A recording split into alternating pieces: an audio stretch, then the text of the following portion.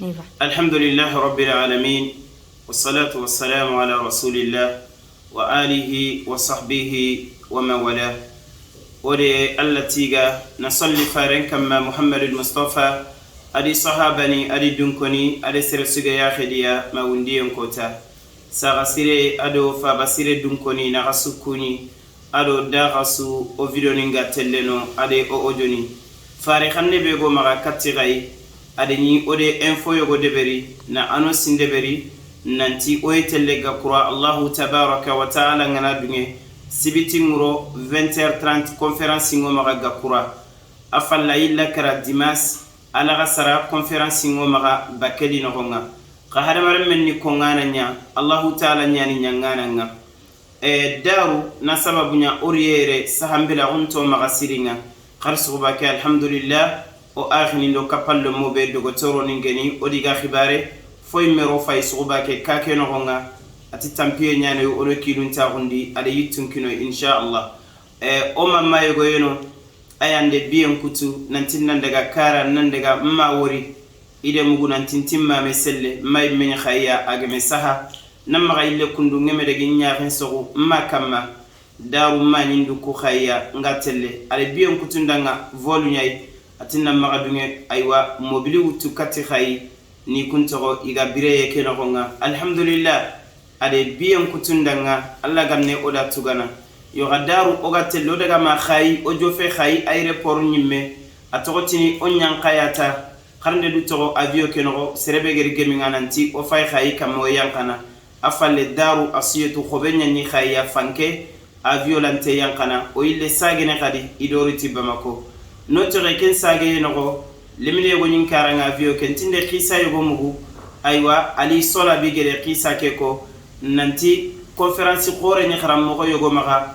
pakistani nyani soron suga taxuni ga duku aga telle metonga amenyanga abbirenga gadi iti volu lantetelle non de conférence nokko ke erni nagati meani mobilinga agere mobilingutu mobilin bono ken khamaga killenga mobilinge bono killenga tide garan kase yogo ni gunnenga watte yugwane aremmeke ay mulla dogotoro be khibarenge ko nginanta yankati watte ke jarana indaga lemine ke ko ikenga me asentida janka ke dogotoro be mobilinge bono gunnenga ayani agosi daga wuri yaran kase ke di kisimerenga ade lemine ke jara dogotoro ke ti yaran kase ke da ke ya ganji be genyanga ke yanya sababu alla gere kammu ke su bonondi avioge koritelle nalli mobilin kha mobilin nambono kudon nalle meke jara ken sababu ni daru kageni aéroport ngatelle o mamma yogodi inqiri ati gaku kammenga na giri jinya nyankana kompe muma lomul logo nyani igimmaga o sikiyama kammenga kuti dimmabe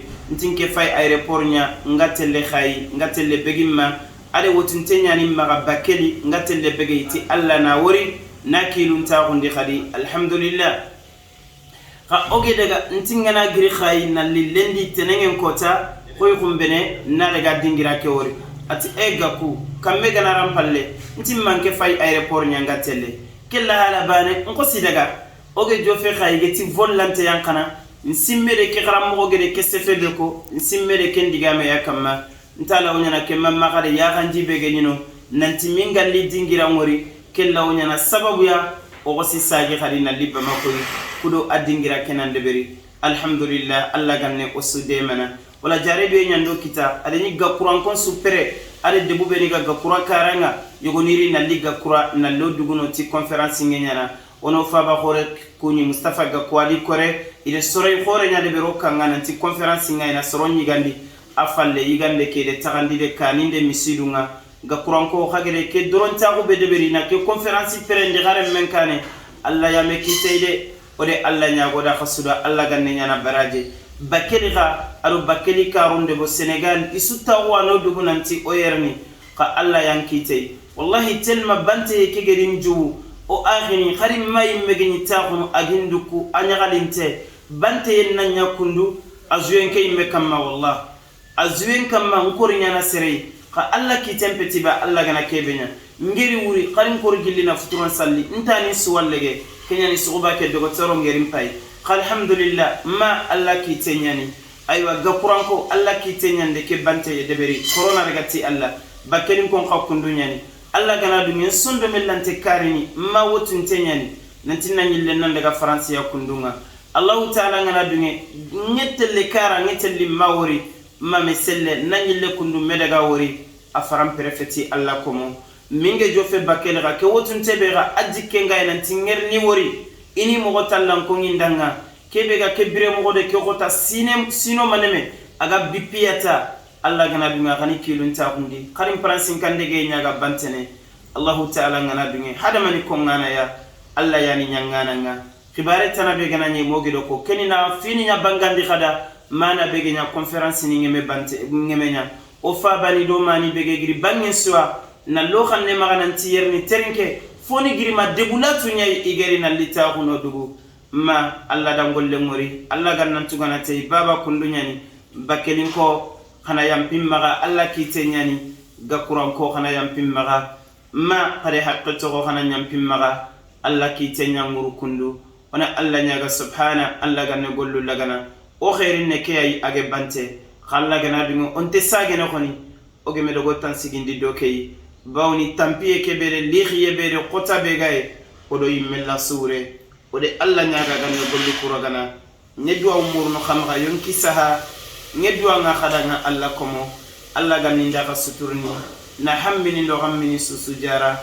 Allah gana kebe nya kenya sireni khibare tanabe gana nyi kumbene su magagere video ngori de kenga wassalamu alaikum wa rahmatullahi wa barakatuhu haruna gaku bamako insha Allah